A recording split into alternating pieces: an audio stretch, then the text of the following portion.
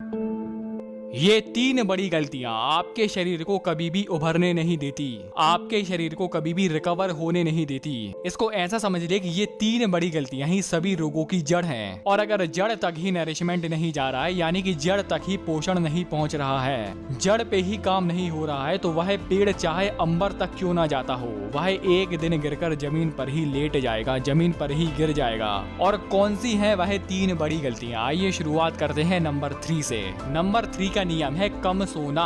चाहे आप दुनिया का सबसे अच्छा आहार काजू बादाम सूखे मेवे दूध दही कुछ भी खा लो, लेकिन जब तक आप एक क्वालिटी वाली नींद नहीं ले रहे हैं, यहाँ पर मैं बात कर रहा हूँ सामान्य नींद के बारे में, जो कि एक सामान्य व्यक्ति यानी कि एक काम काज वाला व्यक्ति लेता है। और आपको पता है कि आयुर्वेद में नींद ब्रह्मचर्य से भी ज्यादा इंपॉर्टेंस रखती है। हमारे स्वास्थ्य के लिए नींद सेकंड मोस्ट इम्पोर्टेंट फैक्टर है। अगर नींद ढंग से नहीं आ रही है तो जो आप खाते पीते हैं वह आपके शरीर में लगेगा नहीं। जो आपने एक गिलास दूध भी पिया है, वही दूध का अगर आपको पूरा फायदा चाहिए तो आपका डाइजेशन तो अच्छा होना जरूरी है, लेकिन उसके साथ साथ एक क्वालिटी नींद का भी होना जरूरी है। और हाँ, यहाँ पर मैं क्वांटिटी नहीं बल्कि क्वालिटी वाली नींद पर फोकस कर रहा हूँ। अब चाहे वह नींद 3 घंटे की, 4 घंटे की, 5, 6, 7 या 8 घंटे की भी हो सकती है, क्योंकि हर किसी का बॉडी टाइप अलग अलग होता है। कोई होता है वात पित्त या कफ प्रकृति वाला। आगे बढ़ते हैं दूसरे फैक्टर पर। दूसरा फैक्टर है कि खाने का एक एक कण लगना। आपको पता है कि आयुर्वेद में vitamin A B C D इन पर फोकस नहीं बल्कि फोकस किया गया है डाइजेशन पर। अगर आप दिन में 4 बार खा रहे हैं और वह आपके शरीर में डाइजेस्ट नहीं हो रहा है, अगर आपका हाजमा कमजोर है, तो आपने काजू बादाम भी जो खाया होगा, वही काजू बादाम जो आपने खाया है, वही काजू बादाम आपको नुकसान पहुंचाएगा।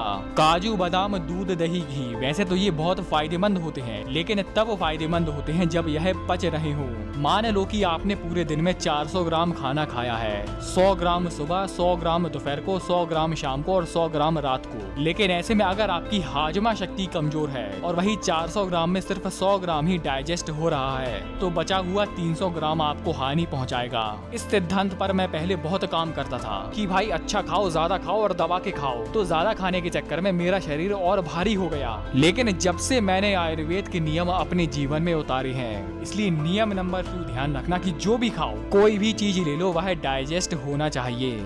आगे बढ़ते हैं नंबर 1 फैक्टर के बारे में, वो है वीर नाश। और वीर नाश का फैक्टर ये है कि भाई बहुत सारे ऐसे बॉडी बिल्डर हैं जिनका शरीर एकदम फिट है, फाइन लगता है, ठीक लगता है, लेकिन जब शरीर को एक साइड रखकर उनका मुंह देखे, उनका थोपड़ा देखे, उनका चेहरा देखे, तो ऐसा लगता है कि किसी ने आम चूस कर फेंक दिया हो। जैसे कि सुडौल शरीर, चौड़ी छाती, 6 PACS, abs, bicep, tricep, back, chest, ये सभी देखकर दिल गदगद हो जाता है। ठीक है, वैसे ही चेहरा देखकर भी होना चाहिए। अष्टांग हृदय में महर्षि वाग्भट बोलती हैं कि अगर वीर नाश करते हैं, अत्यधिक वीर नाश करते हैं, तो व्यक्ति की आयु लंबी नहीं होती, व्यक्ति का बल दिन पे दिन कम होता जाता है, उसके गाल पिचकते जाते हैं, इंद्रियों की शक्ति कमजोर होती जाती है। आपको पता है कि बच्चा किससे पैदा होता है? वीर से होता है, आपके वीर से होगा। लेकिन जब पिता ने ही लेफ्ट हैंड चलाते चलाते वीर निकाल दिया है, एक परिपक्व वीर को अध कच्चा छोड़ दिया है, तब क्या आप उस कच्चे वीर रूपी बीज से एक अच्छी संतान की उम्मीद कर सकते हैं? नहीं कर सकते। तो दोस्तों, आज के लिए सिर्फ इतना ही।